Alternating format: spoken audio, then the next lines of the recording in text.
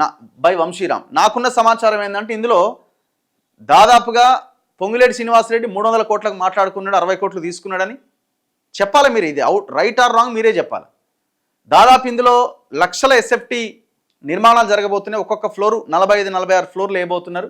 So ఇందులో ఒక 5 లక్షల ఎస్ఎఫ్టీ రేవంత్ రెడ్డికి సంబంధించిన మనుషులకి సెట్ చేసిండని.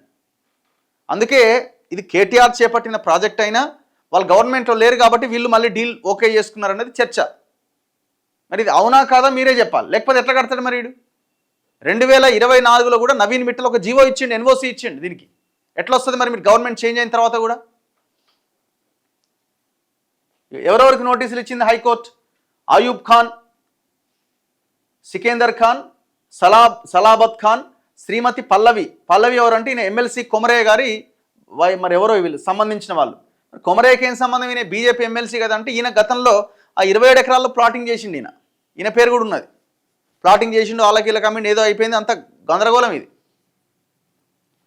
తర్వాత బేవర్లీ హిల్స్ ఓనర్స్ వెల్ఫేర్ సొసైటీ, ఇది కేటీఆర్ గతంలో పెట్టించిండు. సిరిసిల్లకు చెందిన రవీందర్ రావు అని ఒక ఆయన పెట్టి దీనికి అసోసియేషన్ ప్రెసిడెంట్గా పెట్టి దందా మొత్తం నడిపించిండు. వాళ్ళకి నోటీస్ ఇచ్చారు. బండి బిందు ఎవరిమే? వైఫ్ ఆఫ్ బండి వేణు అండ్ అదర్స్, డిఏజిపిఏ హోల్డర్. ఆ సోహిని, ఇది సోహిని ఉంది కదా ఇప్పుడు వాళ్ళు అంటున్నది ఆ కంపెనీ, ఆ Sohini by its B Subbareddy son of B Gopal Reddy. Vamshiram builders child company అనమాట ఆ సోహిని అనేది.